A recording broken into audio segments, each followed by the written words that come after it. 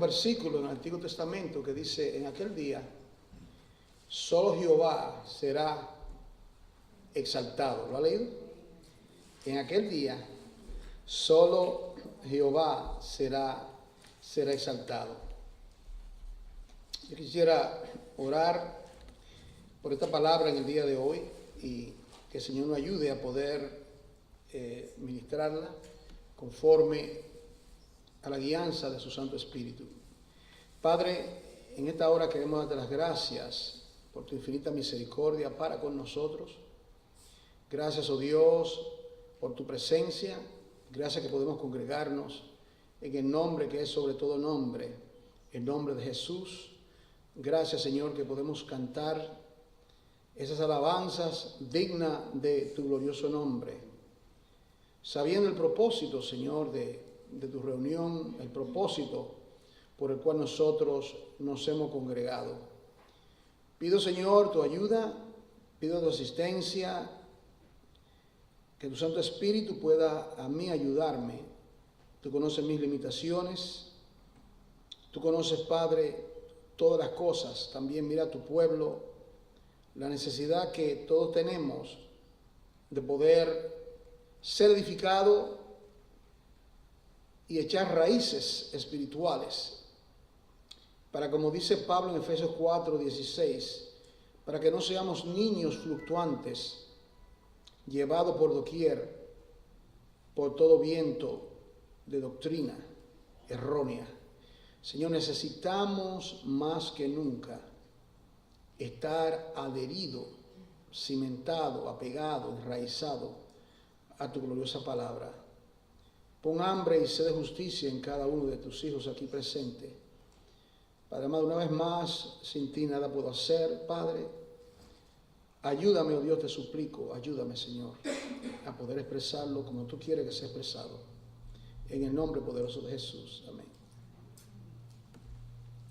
Yo quiero invitarle a que abra su Biblia conmigo a Primera de Timoteo. Primera de Timoteo, en el capítulo 1. Primera de Timoteo, capítulo 1. Decíamos que estamos estudiando la Biblia libro por libro. Cada semana tomamos un libro. Y ya hemos cubrido desde Génesis. Hemos pasado todos esos libros y ahora nosotros nos encontramos en Primera de Timoteo. Yo quiero decirle que aquí tenemos 3 cartas: Primera de Timoteo, Segunda de Timoteo y Tito. Esas 3 cartas son llamadas cartas pastorales. No sé si usted está consciente de ello. Son llamadas cartas, pastorales.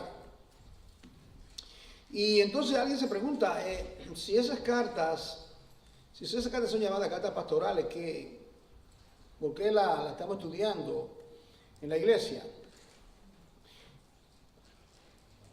Alguien que esté escuchando, si yo estuviese ahí sentado y el predicador le hace esa pregunta, ¿por qué? Yo le respondo con un texto bíblico.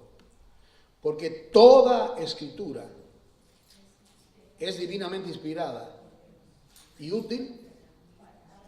4 propósitos ahí. Esa es la razón principal. Esa es la razón principal, porque es parte de la Biblia. Entonces, yo no puedo, a un predicador dice, yo no le voy a predicar eso porque eso tiene que ver con líderes, tiene que ver con pastores, tiene que ver los requisitos de los ancianos, tiene que ver con los requisitos de los diáconos. Bueno, vamos a hablar de todo eso a su debido tiempo, pero esto es parte de las Sagradas Escrituras. Esa es parte de todo el consejo de Dios. Y nosotros necesitamos conocer toda la palabra de principio a fin. Necesitamos conocer cada parte. Digamos que usted sea parte de una reunión, en una congregación, y se está buscando un pastor para su congregación. Yo he estado en situaciones donde el pastor murió o el pastor tuvo que ser trasladado y entonces se hacen reuniones en la iglesia. Entonces, ¿cuál sería el criterio para coger a ese pastor? Bueno, porque él tiene muchos años en la iglesia. No, ese no es el criterio. No porque sabe predicar. No, ese no es el criterio. Hay muchos requisitos.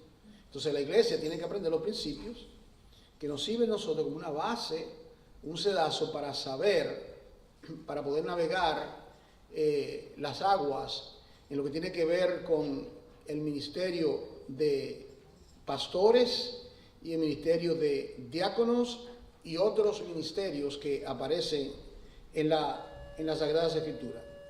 Entonces aquí el apóstol Pablo había estado preso en Roma por el año 60, 62 más o menos, y él tenía relativa libertad de tal manera que él alquiló una casa y las personas podían venir a visitarlo a la casa. Estaba encadenado y en ese tiempo él escribe la última que escribió, la última carta de Pablo. ¿Sabe cuál es?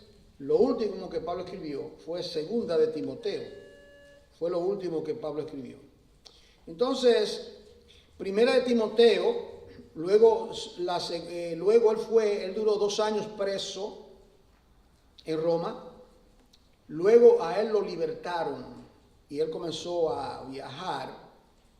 Y luego él fue por última vez arrestado. En ese intervalo de su libertad, él escribió primera de Timoteo y Tito, esas 2 cartas, que son 2 jóvenes. Luego él fue arrestado posteriormente, entonces él escribió la última carta, que es segunda de Timoteo.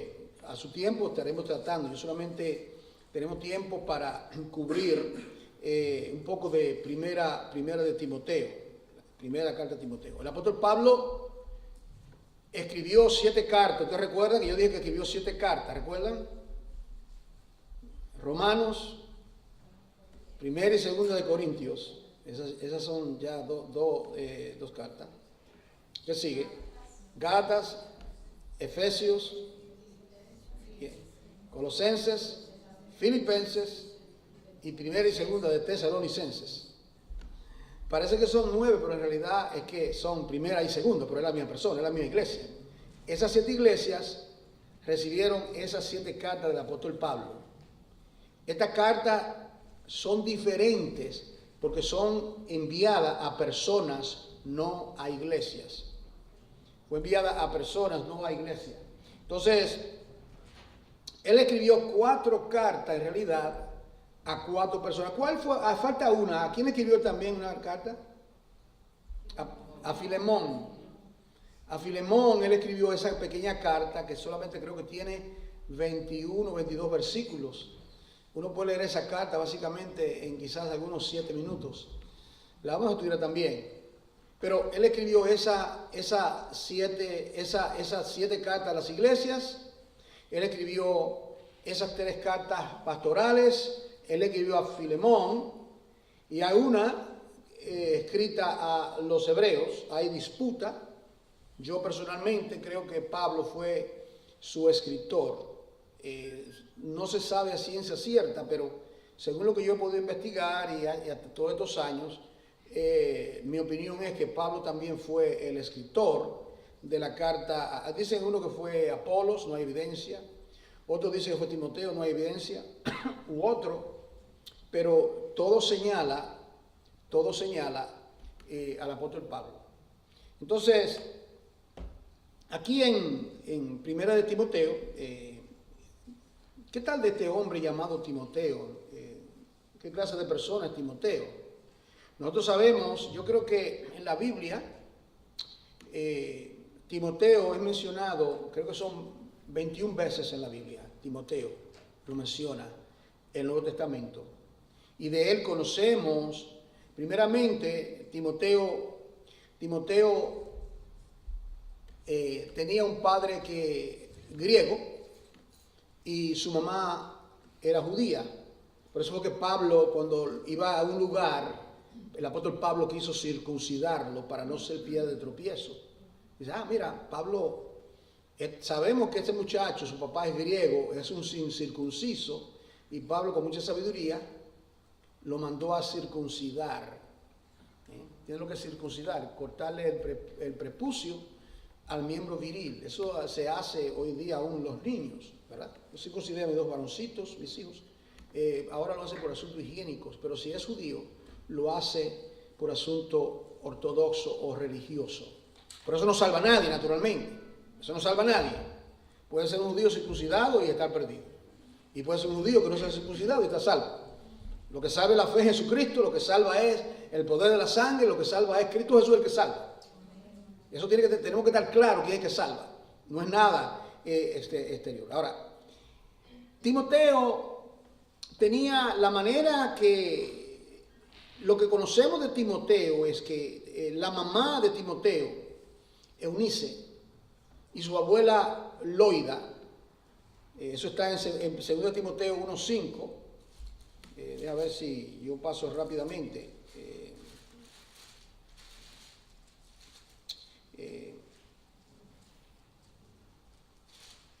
Ellos, esas dos siervas de Dios, mira lo que dice 2 Timoteo, capítulo 1, versículo 5. Pablo dice, trayendo a memoria la fe no fingida que hay en ti. Mire, la fe no fingida que hay en ti. Ya en Timoteo estaba la fe no fingida. ¿De dónde le vino la fe a Timoteo? Bueno, la cual esa fe habitó, ¿en quién? En tu abuela Loida. No encuentra raro que mencione a la abuela antes que la mamá. Yo me acuerdo, yo me identifico mucho de eso. Yo le decía a mi abuela mamá, porque desde niño, esa fue la que parte de los años me crió allá. Loida, la fe habitó en Loida, y Loida instruyó a su hija Eunice. ¿Y qué fue lo que hicieron con Timoteo? Lo tomaron al muchacho, lo tomaron en la falda y comenzaron a instruirle las escrituras, la importancia del legado paternal. Entonces habitó la fe en ella. Y entonces Pablo le dice, y yo estoy seguro que a ti también habitó esa fe. Esta palabra fue de la abuela a la mamá a Timoteo, y todo era un niño desde la niñez. Ya nosotros sabemos por qué es lo que está pasando con Timoteo, qué clase de persona era Timoteo. Ahora, una de las cosas más extraordinarias de Timoteo es las desventajas que él tenía para ser un siervo de Dios. Yo quiero mencionársela. Usted sabe que en el béisbol te dicen, tú tienes 3 strikes y tú estás fuera, ¿verdad? Te ponchan con 3 strikes. Timoteo tenía 3 strikes en contra de él. Número 1, Timoteo era un joven de 20 a 25 años. Eso es lo primero. ¿Cómo lo sabemos? Ninguno tenga en poco tu juventud, 4:12, sino sé ejemplo en qué, en palabra, fe y en conducta. Entonces, Pablo le delega a Timoteo irse a Éfeso. Dígame usted, este muchachón y hombre con barba, hombre que tenían 2 o 3 veces la edad de Timoteo, y él tiene que ir donde los pastores. ¿Qué es lo que estoy diciendo? Que Dios, a través de la historia, Dios ha usado a los jóvenes. Dios no está mirando la edad. Mire cómo usó a Loida y a Eunice, la usó para dar instrucción a este jovencito. Entonces, él era joven, eso es lo primero que estaba en contra. El joven dice, él se sentía, él le dice en un momento dado, mira Timoteo, ¿qué es lo que te está pasando? Dios no nos ha dado a nosotros espíritu de cobardía, Timoteo. Despiértate, Timoteo, despiértate, sacúdete. No te dejes intimidar por el hecho de que tú vas a ir a Éfeso como porque Pablo lo envió lo envió, y lo vamos a leer, porque se estaban surgiendo falsas doctrinas. Y digo usted, este muchachón de 20-25 se va a reunir falsos maestros, hombres 2 veces, quizás 3 veces la edad de Timoteo, y Timoteo tenía que confrontar a estos lobos rapaces. ¿Ah? Pero si Jehová está con nosotros, ¿quién contra nosotros? Y Timoteo tenía un gran legado que le había impartido Loida, la abuela, la mamá, y ahora lo encontramos cuando Pablo lo conoce a él en Derbe, capítulo 16 de Hechos. Pablo finalmente conoce a Timoteo. Y una de las cosas que más me llama la atención con relación a Timoteo, lo que dice, había cierto discípulo llamado Timoteo. Así que habla de él. No dice, había una persona llamada Timoteo. Podía decir así, ¿verdad? Porque había cierta persona que se llama Timoteo. Había un joven, no. Dice, cierto discípulo. Ese calificativo lo califica de discípulo, que significa que era un seguidor de Jesús. Ser discípulo es seguir a Jesús. Era un seguidor de Jesús. Entonces, segundo que estaba en contra de Timoteo, lo segundo era que era tímido. ¿Cuántos son tímidos? Gracias a Dios que nadie levantó la mano. Tímido. La timidez, que uno como que no puede funcionar, se paraliza. Yo oigo personas que dicen, yo soy un saco nervio cuando tengo que hablar frente a la gente, ¿verdad? Pero tenemos que entender algo, que una cosa es nosotros actuando naturalmente y otra cosa es actuando con las energías del Espíritu de Dios y con la palabra de Dios que está en nosotros encarnada. Es una cosa muy diferente cuando Dios toma dominio de nuestra mente y nosotros estamos saturados por la palabra, y cuando tenemos que funcionar, Dios se encarga del resto. Solamente mira, sé valiente, esfuérzate y sé valiente. ¿Cuál era lo tercero en contra de él? Un muchacho enfermizo. Ay. Mira, Timoteo, no te ponga, Timoteo, mira, yo sé que tú eres un ministro del Evangelio. Y yo sé que tú vas a pensar que porque te tomas vino, la gente te va a criticar. Pero mira, tómate un poco de vino por causa de tus frecuentes enfermedades. Timoteo, tienes que tomarte el vino.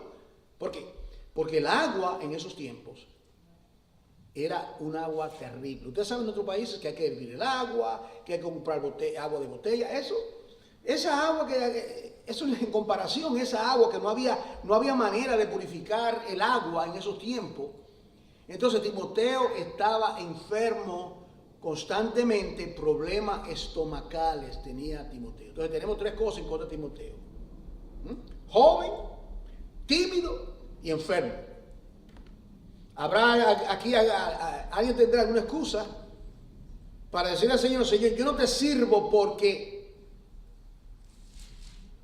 ¿Y qué de Moisés? ¿Qué de Moisés? ¿Cuántos años tenía Moisés cuando murió? 120 años. ¿Quién tiene aquí 120 años? 120 años tenía Moisés cuando murió. 120 años. ¿Y qué tal de Josué? ¿Qué tal de Josué? ¿Qué dice la escritura de Josué? ¿Qué es lo que dice? Moisés entraba y salía del tabernáculo. Pero ¿qué dice de Josué? Mas el joven Josué no se apartaba del tabernáculo de Jehová. En otras palabras, básicamente él vivía adentro. Y cuando Moisés llegó el final de sus días, y Dios le dice, vete a un monte y muere allí, ya Dios tenía a un joven llamado Josué preparado para llevarla. Es decir, entonces que nuestras deficiencias, nuestras debilidades, aún con todas esas deficiencias. Mira la deficiencia de Moisés. ¿Cuál fue el problema de Moisés? Yo soy Yo soy gago, yo no puedo ni hablar.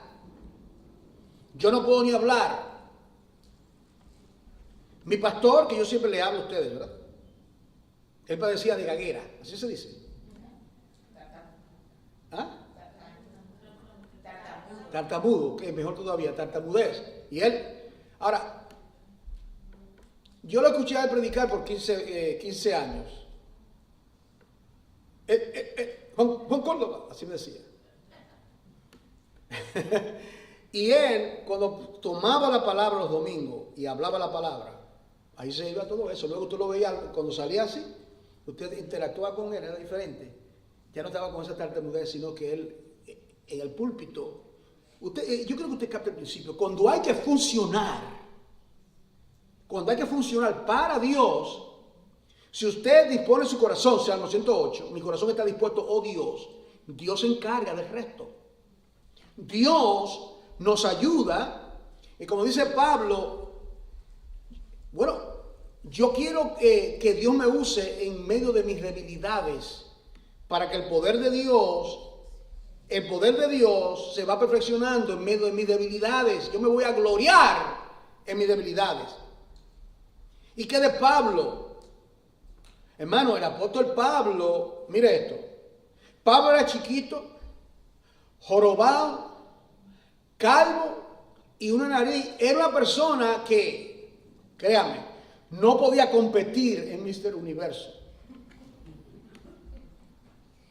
Definitivamente, él decía, le criticaron y le dijeron, las palabras son fuertes, pero su apariencia lo despreciaban, porque era un taponcito, como decimos nosotros en Santo Domingo, un hombre bajito, ¿verdad? No era un hombre alto, fornido, de 6 pies no. ¿Y quién en la historia de la iglesia, quién puede compararse a la manera que Dios usó al apóstol Pablo? Aquí estamos nosotros, 2000 años después, estudiando uno de sus escritos. Ahora, Timoteo tenía esas 3 cosas en contra de él y fue usado grandemente por Dios. Grandemente por Dios. Y al mirar esto como una manera de introducción, usted puede ver lo que todo esto implica. Yo quiero que usted vea conmigo aquí en 1 Timoteo.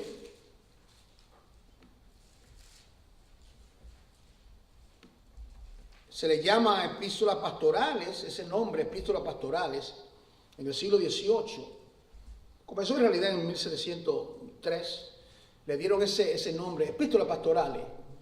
Pero si usted analiza las cartas, habla, yo diría quizás un 20% a los pastores y el resto lo vamos a dejar. No, el resto es para nosotros. Yo quiero compartir en el día de hoy, me voy a limitar solamente, creo que voy a tener tiempo para cubrir el primer capítulo. Y yo quiero dividir ese 3 capítulos en 3 cosas. Una persona que quizás está tomando notas, está muy bien. Entonces, la iglesia y su mensaje.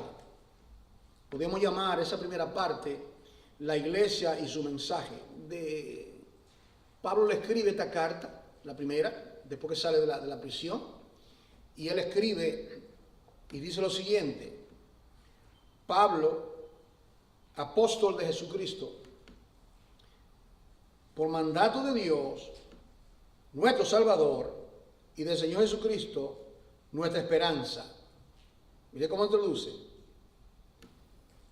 Pregunta, no sé si usted puede captar esto. Usted nota que yo le dije a ustedes que cuando él habla de la iglesia de los tesalonicenses, él no dice Pablo ni dice siervo. ¿Ustedes recuerdan esa parte? Sino que dice a los tesalonicenses, porque había un vínculo entre esa iglesia. Entonces yo pienso, y ¿por qué que Pablo, si Pablo lo conoce, por qué esto de darle este título? ¿Por qué es? Entonces cuando uno lee la carta, uno se da cuenta que habían falsos maestros, impostores, y le está diciendo, es un apóstol que están viendo esta carta. Es un siervo de Dios, un delegado, un enviado de Dios. Entonces le pone el sello de su autenticidad y dice, Pablo, apóstol de Jesucristo, ¿De qué manera recibió él el llamado? ¿De qué manera se recibe el llamamiento? Por mandato de Dios. Mandato de Dios. Y sabemos cuándo recibió Pablo su llamamiento. Hechos capítulo 9, versículo 6. Y él iba rumbo a Damasco y de repente, a mediodía, se le apareció una luz resplandeciente que le decía en lengua aramea: Saulo, Saulo, ¿por qué me persigue? Dura cosa, tres cosas contra el aguijón. Señor, ¿quién eres? ¿Quién eres? Y el Señor le dice: yo soy Jesús a quien tú persigues. Dura cosa, te da cosas contra el aguijón, pero levántate. Y ahí nosotros encontramos que Dios lo había escogido para ser un instrumento para su causa, para su gloria. Una de las cosas que los creyentes a veces no estamos conscientes es que cuando Dios llama a una persona, Dios lo llama con un... Dios no solamente te salvó para salvarte, para librarte de la ira venidera. Dios te salvó con un propósito muy definido. Muy definido. Como yo le he dicho a ustedes, ¿cuál es mi gran para qué? El para qué de un martillo, martillar es sacar clavo. El para qué de un serrucho, serruchar la tabla. El para qué. Bueno, el Señor nos llama para salvación, pero también uno tiene que preguntarse uno mismo: Señor, aparte de congregarme, de amarte, de ser un hijo tuyo, ¿cuál es el plan? Bueno, lee la Escritura. Lee la Escritura. Y gradualmente Dios te va a ir respondiendo. Entonces tú tienes que comenzar a usar los dones según la ocasión que Dios te da. Usted sabe que a veces hay personas que tienen dones y lo tienen enterrado. De eso hablábamos en la clase anteriormente. Tienen dones enterrados. Y solamente cuando Dios llega una serie de eventos, algo acontece en la vida de esa persona finalmente. Y los hermanos le dicen: wow, pero yo no sabía que este hermano, fíjate. Ese hermano con tanto conocimiento y tiene en la iglesia sentado 10 años y yo no sabía que sabía explicar la palabra. Mira, y es un buen maestro de la escuela bíblica y mira cómo predicó en la calle. El hermano estaba completamente adormecido porque tenía el talento enterrado. Que nadie tenga el talento enterrado, sino que todos podemos nosotros usar nuestros talentos, nuestros dones. Dice el versículo 2, ahora aquí dice el destinatario. ¿Quién escribió la carta? Pablo. ¿A quién se le envía? Versículo a Timoteo. ¿Cómo lo llama él? Lo llama verdadero hijo en la fe. Él no era el papá biológico, sino que era su padre, su mentor, ¿me entiendes? Su mentor. Lo había enseñado, lo había discipulado. Y Pablo amaba grandemente a Timoteo. Grandemente a Timoteo. En un momento dado, lo dicen las epístolas, el apóstol Pablo quería enviar a alguien a un lugar. Él quería enviar a alguien. Recuerda que tenía muchas personas. Cuando Pablo viajaba, él no viajaba solo usualmente. Siempre habían personas con él. Y él tenía muchas conexiones, por así decirlo, en 3 viajes misioneros, en todas las partes del Imperio Romano, en Asia, las iglesias que él fundó. Y cuando él quería enviar a alguien, dice: porque a ninguno tengo que sea del mismo sentir como Timoteo. ¿Por qué, Pablo? Y él dice esto: porque todos buscan lo suyo, mas no he encontrado uno que tan desinteresadamente se preocupe por vosotros. Desinteresadamente amaba la iglesia, enseñaba a la iglesia, buscaba la manera de escribir epístolas a la iglesia, reprendía cuando tenía que reprender, excomunicaba cuando tenía que excomunicar a alguien. Usted lo va a ver en breve aquí, pero mire esto. Dice el versículo 2, dice hijo en la fe, y le dice este trío, mire: gracia, misericordia y paz. Gracia, porque por gracia somos salvos. Y una vez somos salvos, constantemente dependemos de la misericordia de Dios. Y la gracia y la paz, la gracia es lo que Dios hace, la paz es lo que experimentamos. O sea, Dios manifiesta su gracia a uno. Y la manera como nosotros experimentamos, tenemos Romanos 5:1.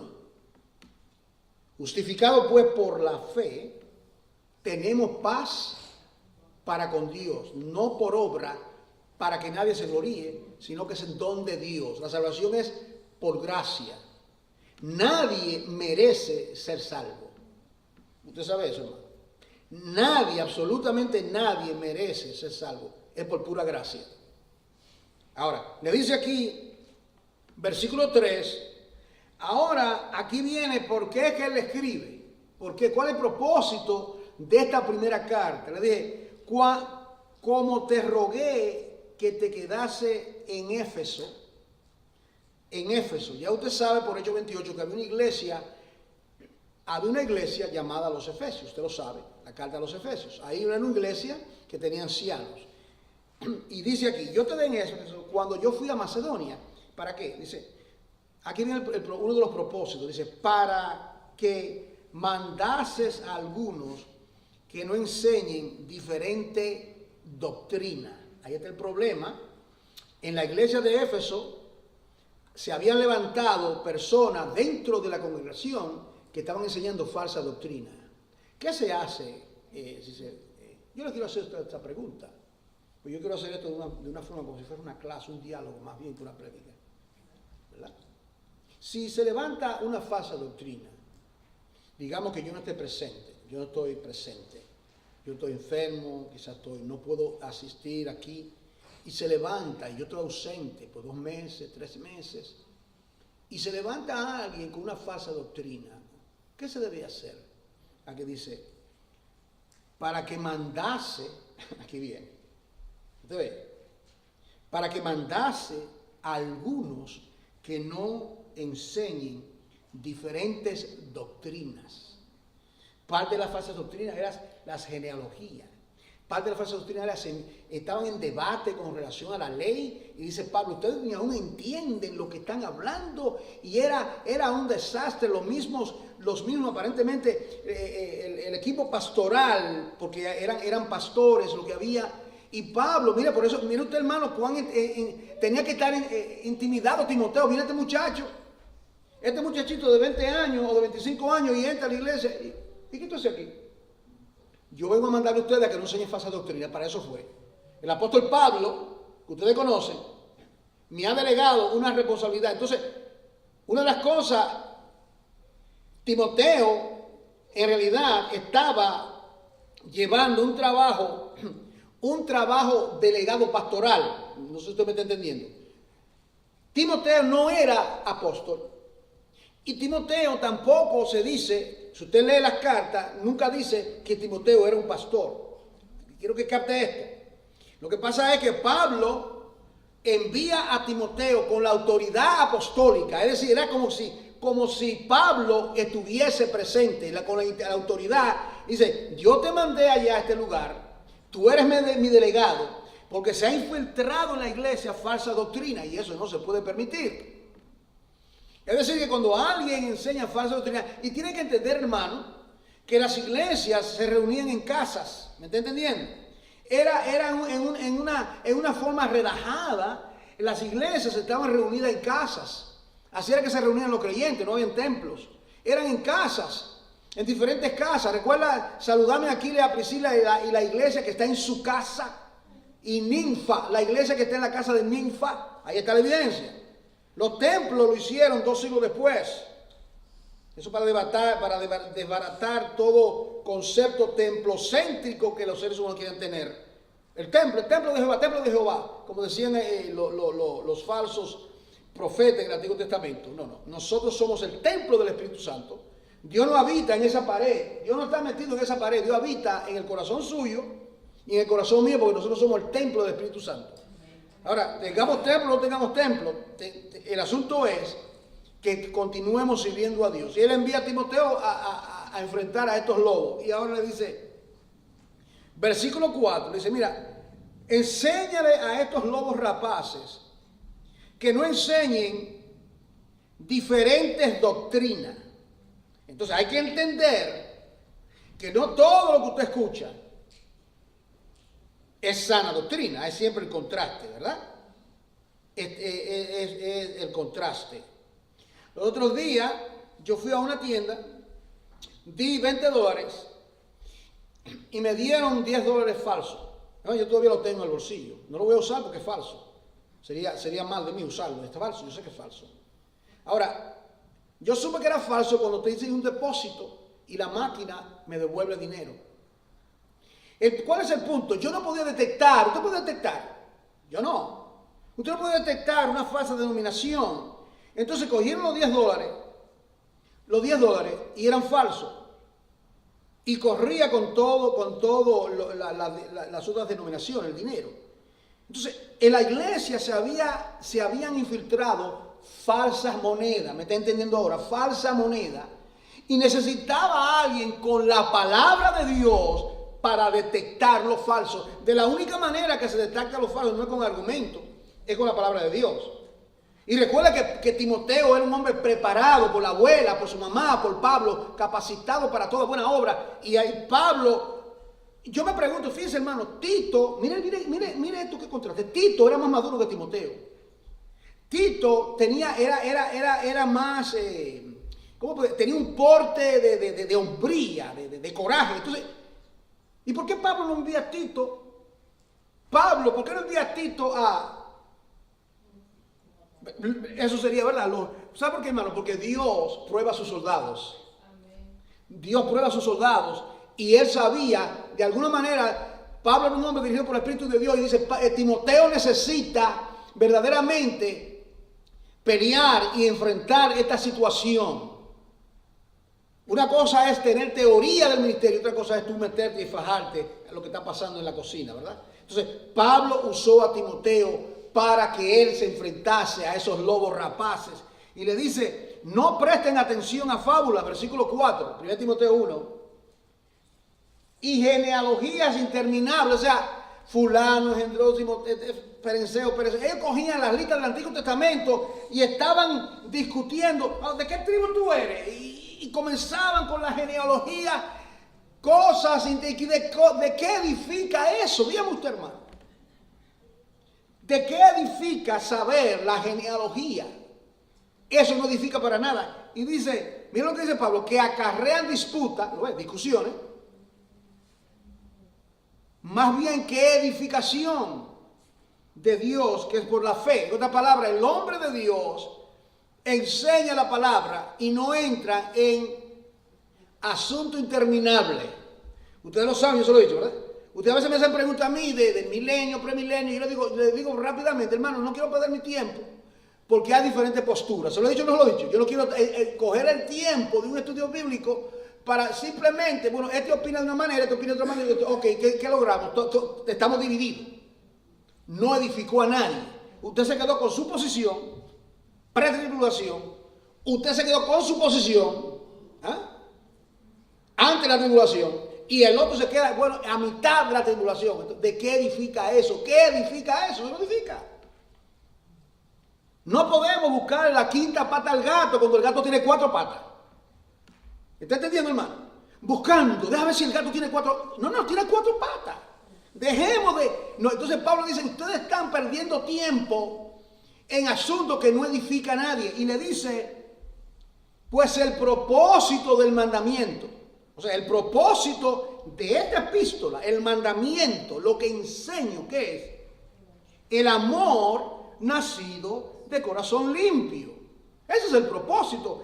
Y de buena conciencia y de fe no fingida, de las cuales cosas, desviándose algunos, se apartaron a una vana palabrería.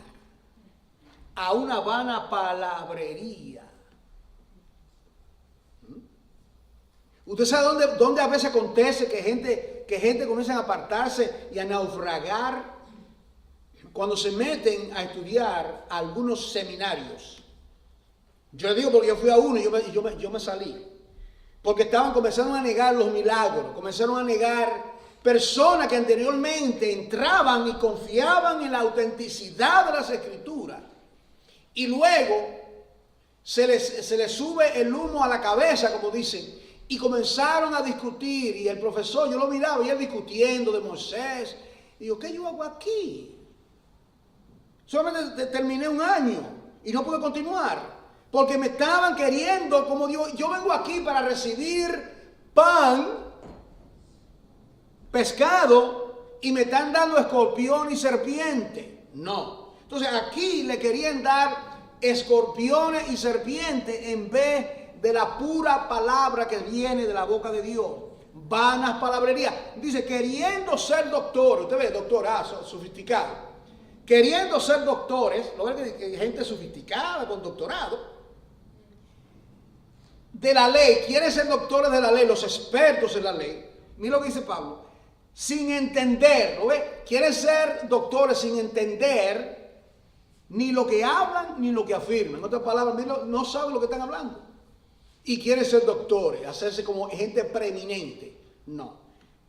Pero sabemos, dice Pablo, que la ley es buena si uno la usa legítimamente. Si uno usa la ley, por ejemplo, los mandamientos, los 10 mandamientos, eso es bueno. La ley de Jehová es perfecta, que convierte el alma, Salmo 19.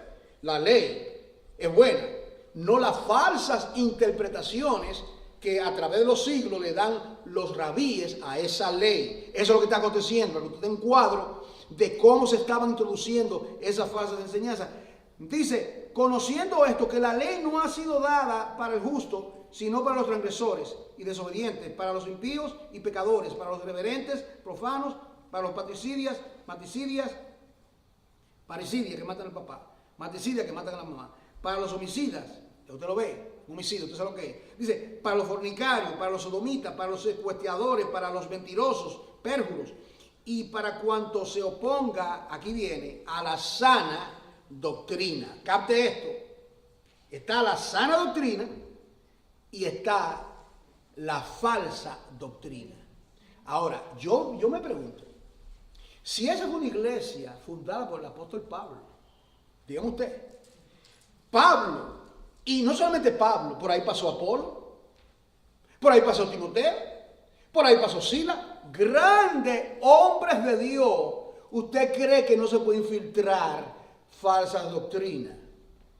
Por eso le digo yo a usted, y usted ahora está aquí, pero quizás usted se ubica a otro lugar, a otra parte del mundo, a otro estado, y usted tiene que estar alerta con la escritura, que no es de gato por liebre. Él dijo algo un poquito raro, déjeme ver, ¿dónde está eso en la Biblia? Pastor, explíqueme eso, ¿qué significa eso que usted dijo? Que hay que decretar, que hay que demandar de Dios. ¿De dónde usted saca eso? Que hay que atar y desatar. ¿De dónde usted saca eso? Explíqueme eso.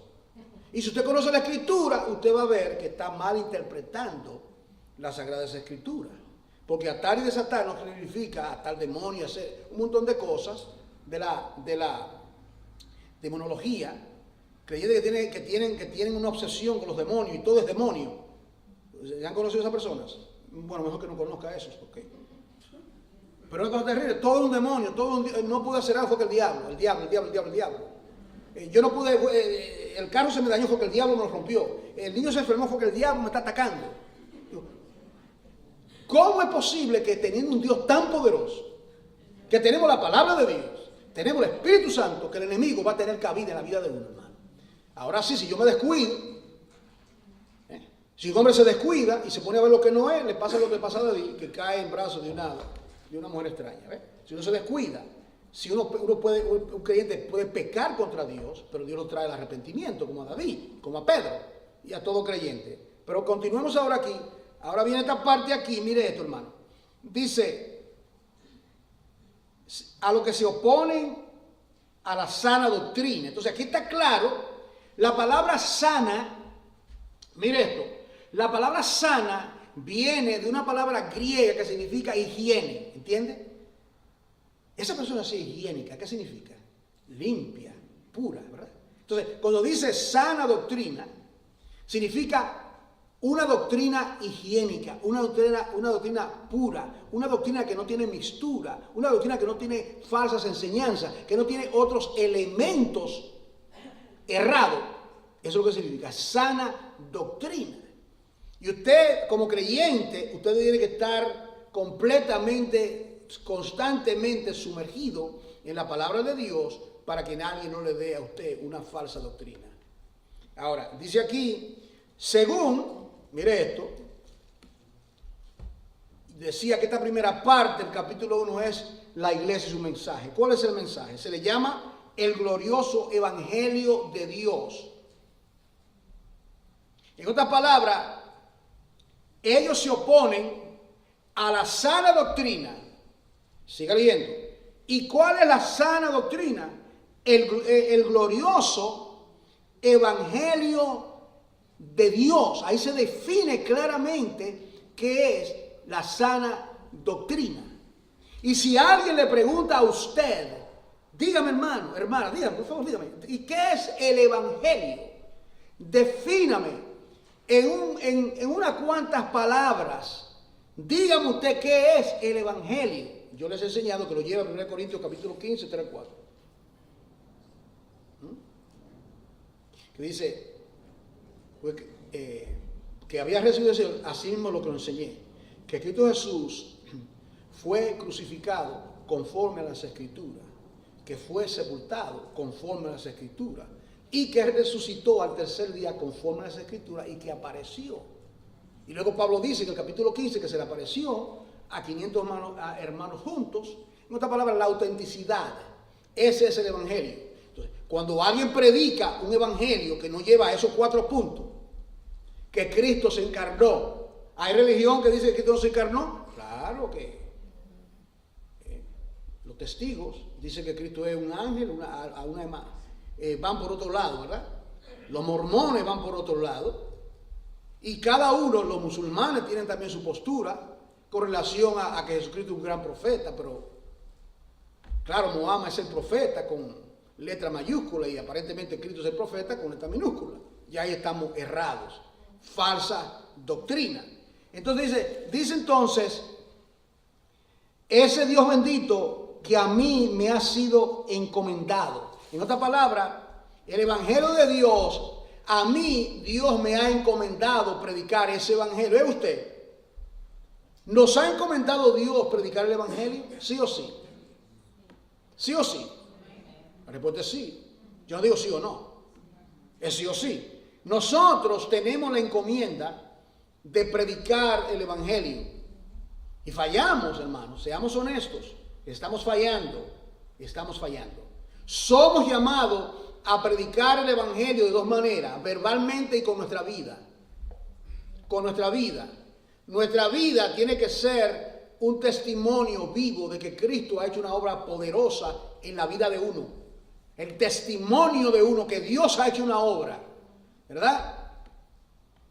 Un corito que nosotros cantamos dice, hubo un cambio en el día que nací. Las cosas que yo hacía ya no las hago más porque hubo un cambio en el día que nací. Ese es un corito que me enseñó mi pastor. Y es verdad. Hubo un cambio el día que nací, ya usted sabe, se prendía el culto, ¿verdad? Como dicen los hermanos. Entonces, un cambio, tiene que haber un cambio. No me diga a mí que yo soy creyente y tú continúas con lo mismo día tras día, año tras año. Ahí no hay nada, ahí no hay nada. Uno no se puede autoengañar, eso es horrendo, uno autoengañarse. Okay, que tenga oído para oír, oiga. Dice aquí el versículo 12 ahora, mire esto, la sana doctrina es parte del mensaje de la iglesia. Predicar el glorioso evangelio. Ahora vamos a coger el versículo 12 al 17. Dice, doy gracias al que me fortaleció, a Cristo Jesús, nuestro Señor, porque me tuvo por fiel, poniéndome en el ministerio. ¿Quién es que pone a los creyentes en el ministerio? ¿Quién es? Dios pone a uno en el ministerio. Es Dios que lo pone. Dios pone a uno en el ministerio. En Efesios 4, 16, que lo hemos estudiado después. Y el que resucitó fue que también ascendió y descendió a la parte más baja de la tierra. Y él mismo, llevando la cautividad, Dios dio a los hombres. Primero, apóstoles, profetas, pastores, evangelistas y maestros, o pastores y maestros. Pastores y maestros tienen que estar juntos. Pastores y maestros, o sea, pastores que son maestros. Si un hombre dice que es pastor y no enseña, no es pastor. Aunque se lo diga usted y se pare aquí de un montón de cosas. Si no enseña claramente, sin apartarse, tiene que tener esa pasta, por así decirlo. Ahora, Una persona puede ser maestro y buen maestro y no ser pastor. ¿Entendemos? Pero si es pastor, tiene que ser maestro. Así es la cosa. Si es pastor, tiene que ser maestro. Es un hombre dado a las escrituras para poder compartir con los creyentes. Entonces dice aquí, porque me tuvo por fiel poniéndome, esa palabra ministerio, ¿sabes lo que significa? Diaconeo, que viene de donde viene la palabra diácono, que significa servicio. Es interesante la palabra. En otra palabra, Dios me puso en su servicio. ¿Entiende ahora? Si uno dice la palabra ministerio, la gente se intimidada. Tú eres un ministro de Dios. No, no me digas eso. Pero tú no dices un siervo de Dios y te estoy diciendo lo mismo. Pero estoy usando otra palabra. Porque la palabra ministro es diaconeo, donde viene diáconos. Recuerden Hechos 16, en Hechos 6. Recuerden Hechos 6, que había problemas con las viudas y los griegos. Entonces, la distribución de los alimentos. Entonces ellos cogieron a esos 7 hombres y le delegaron este ministerio. Y mire cuál era el ministerio: repartir comida. Eso es lo que ellos hacían. ¿Usted está entendiendo, hermano? Todo lo que va en el entorno a lo de Dios es sagrado y es santo. Absolutamente todo.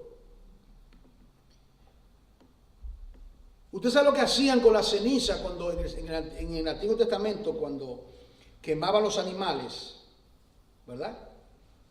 Ellos cogían la ceniza de los animales. ¿Qué usted haría con ceniza?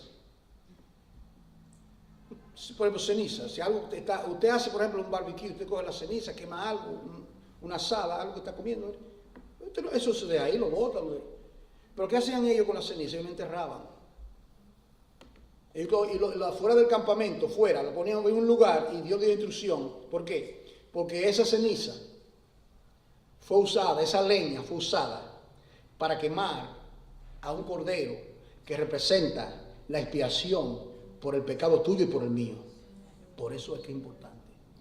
Todo es santo, todo es sagrado, todo tiene propósito en Dios. Entonces dice aquí, el servicio. Pregunta, ¿a qué servicio Dios te ha llamado? Dice, podemos discernir a qué servicio Dios te ha llamado. Tú tienes discernimiento.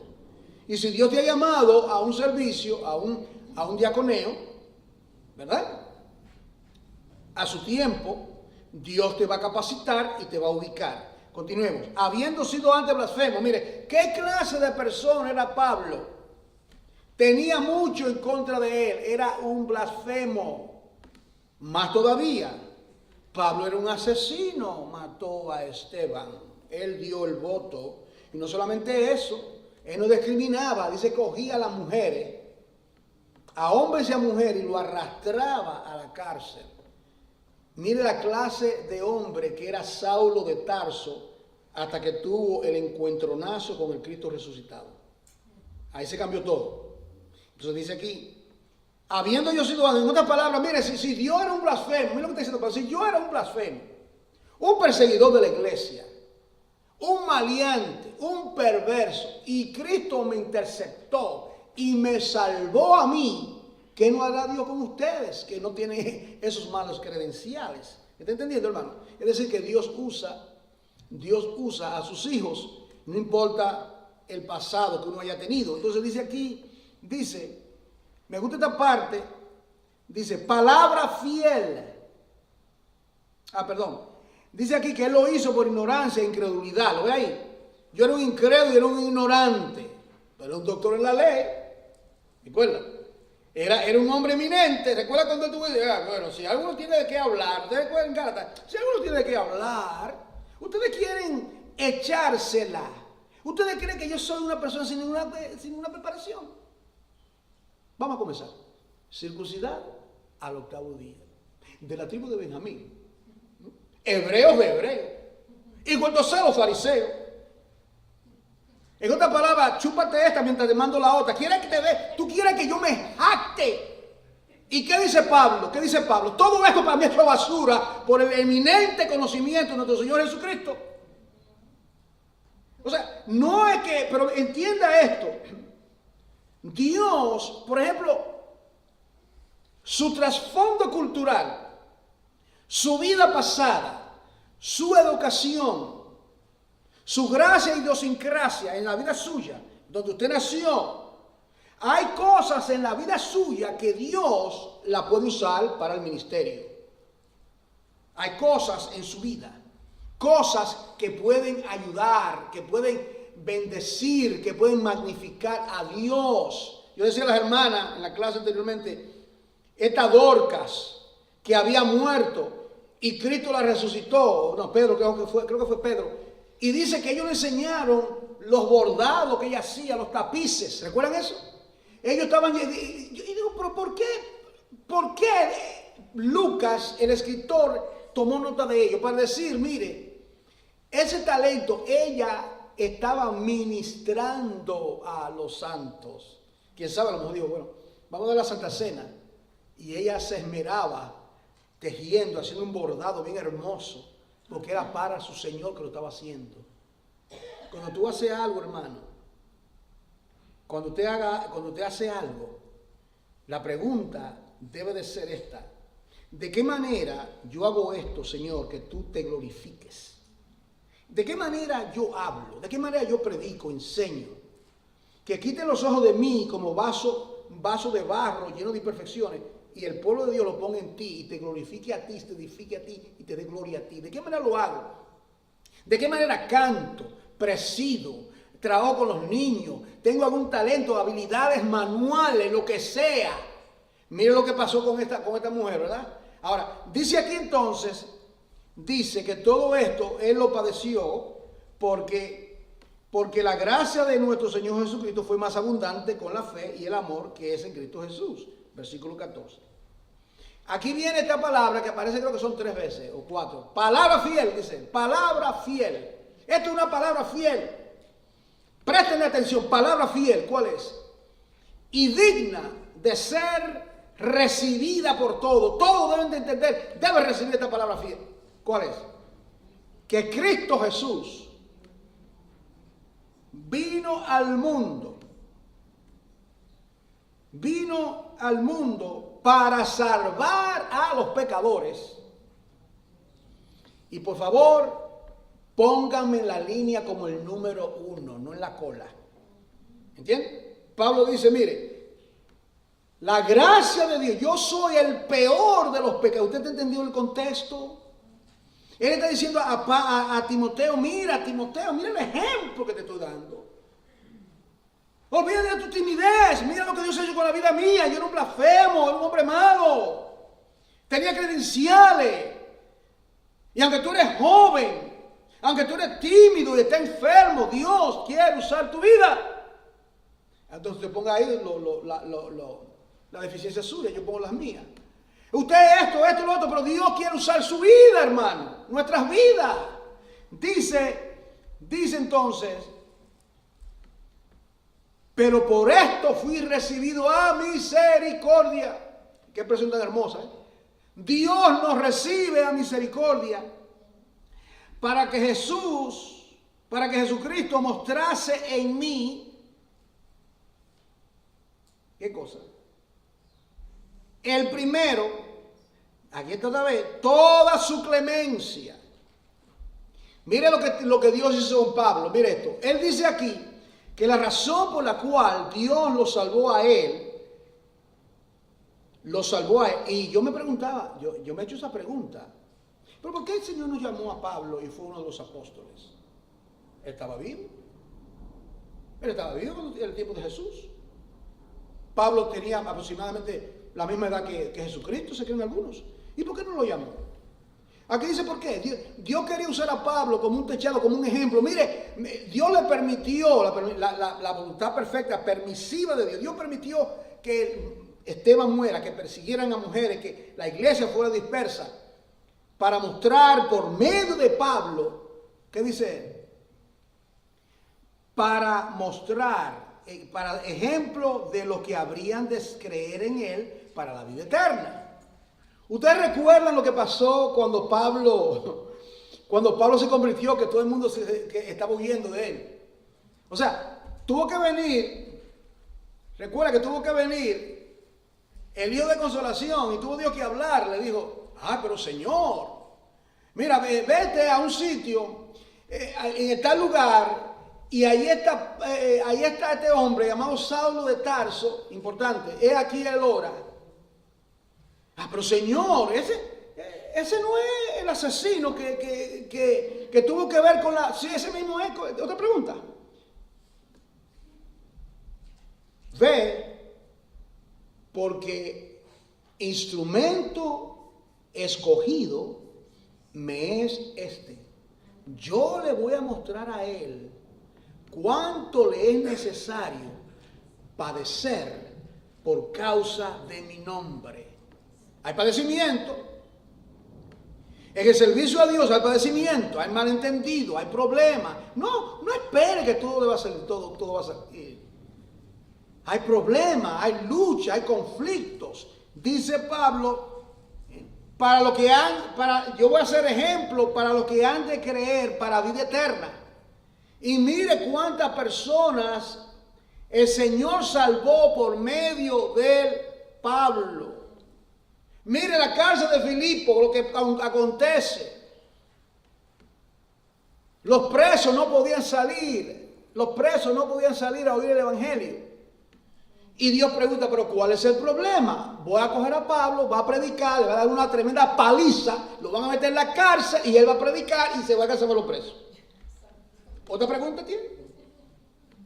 Hermano, los caminos de Dios son insondeables, hermano.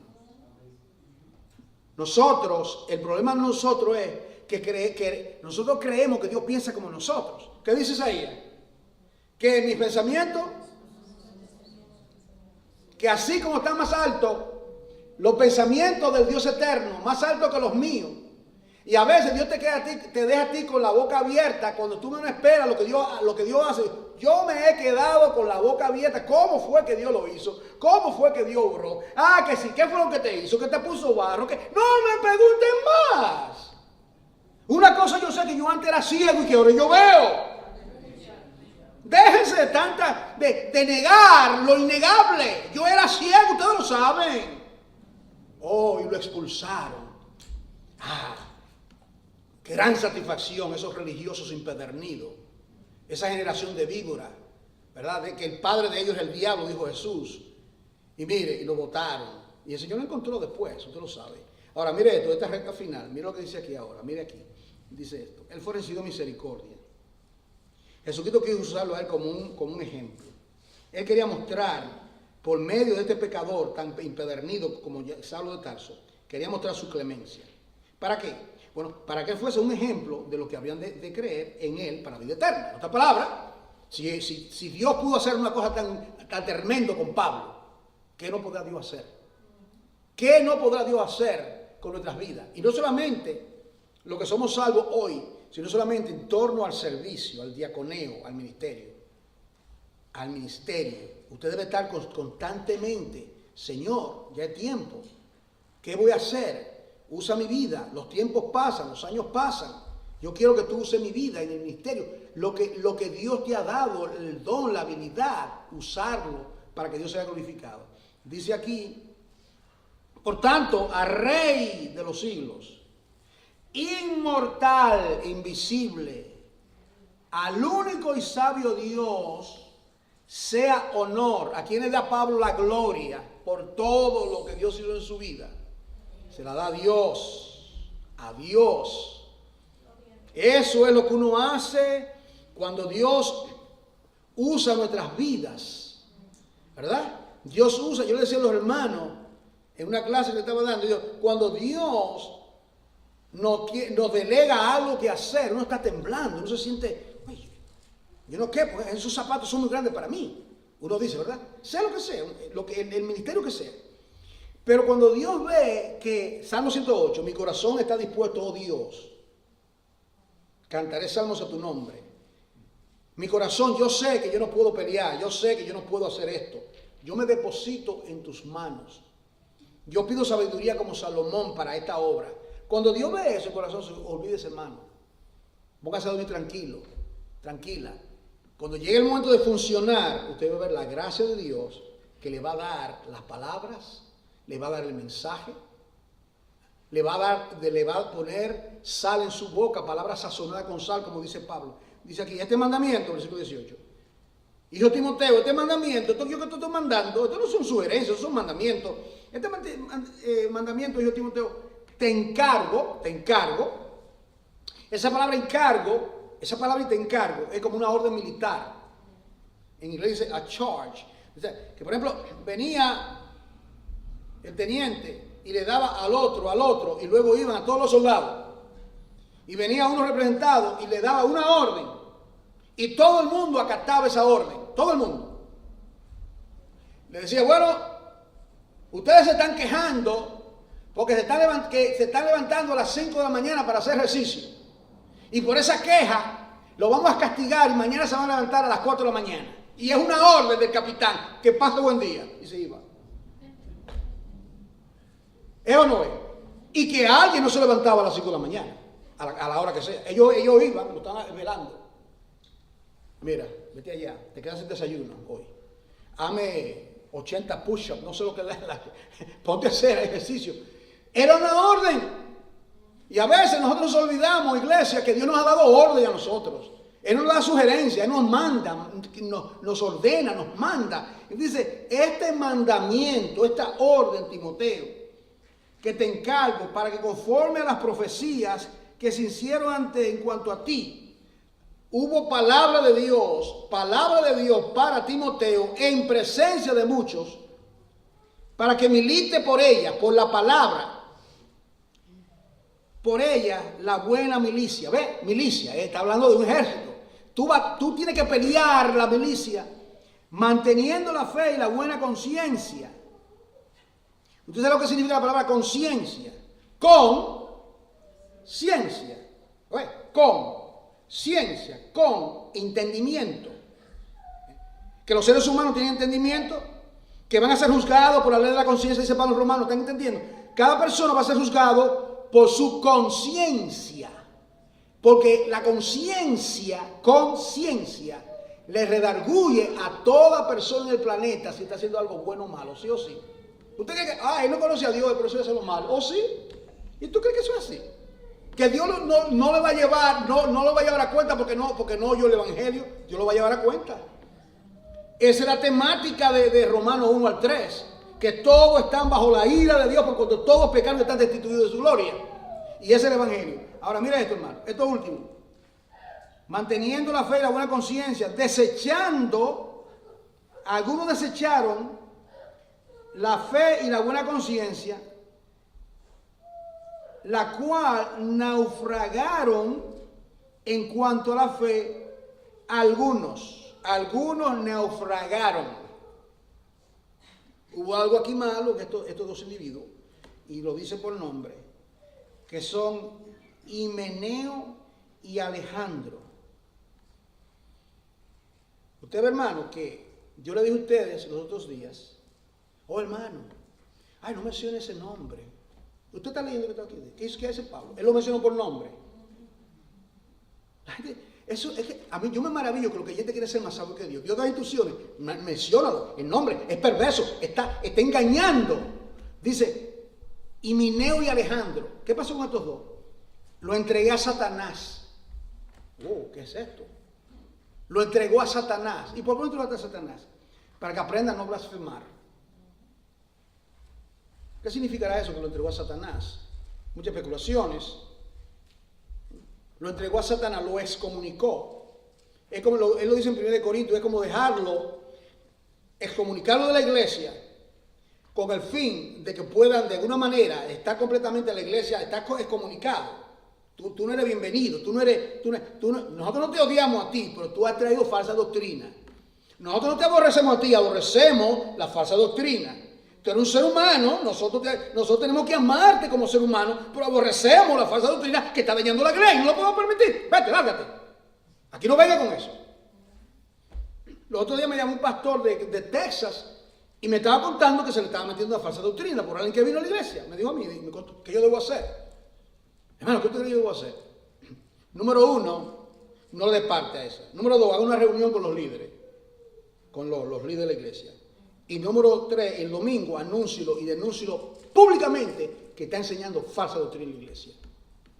Pero hermano, Hermano, eso no es falta de amor. Oh, sí, eso, falta de amor. Que la iglesia, que todo el mundo se vaya al infierno, que todo el mundo que las ovejas sean dispersas, porque hay un falso profeta, un Himeneo y un Fileto aquí, que sé que se llama Alejandro. Entonces, él lo expulsó, lo echó para que aprenda a no blasfemar, no enseñar falsa doctrina. Y luego, esto último, luego envía, y continuamos la próxima vez, le da instrucciones de qué manera hay que hacer. Hay que orar. Mírenlo ahí. Hay que orar. Esto es lo último. Hay que orar. Exhorto. Yo tengo subrayado ante todo. ¿Ves? Ante todo. ¿Qué significa? En inglés dice first of all. Primeramente. Firstly. Primero. Ante todo. ¿Qué es lo que Dios quiere que hagamos? Ante todo que se ore. Que se ore ¿cómo? Que se hagan 4 cosas. Mire cómo que se ora, hermano. Les la voy a definir la próxima vez, pero ahora solamente la voy a mencionar. Cuando uno ora, no es dame. No. Primeramente, rogativas. Rogando.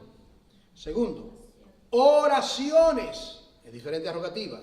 Tercero, peticiones. Y cuarto, acciones de gracias. Si usted le quiere preguntar, Señor, enséñame a orar, ahí está. Hay esas 4 cosas.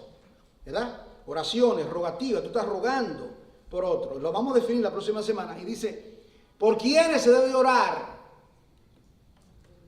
Oiga esto, hermano, por los reyes. ¿Qué? Por Nerón. El que le cortó la cabeza a Pablo. A un dominicano decirle, oren por Trujillo en esa época. ¿Verdad? Los dominicanos saben. O a un judío, en la sinagoga, vamos a prestar a Hitler, a orar por Hitler, para que Dios obre en su vida. Yo creo que de patada para afuera que vas, tú dices una cosa así. El corazón del hombre. Entonces aquí dice, ¿qué dice aquí? Eso no es, eso es lo que dice. Dice que se oren por los reyes, por todo lo que está en eminencia, para que vivamos quieta y reposadamente en toda piedad y honestidad. Lea el resto de la carta. Padre, queremos darte las gracias por esta oportunidad que tú nos concedes de poder, Padre, exponer un poco de esta epístola. Hay tanto ahí, Padre, que verdaderamente yo no le hago justicia. Pero lo que no dije, Espíritu Santo, es tu trabajo. Padre, danos amor por la sana doctrina, enséñanos, ayúdanos, que podamos, Señor, ser grandemente edificados. A ti sea la gloria, en el nombre de Jesús.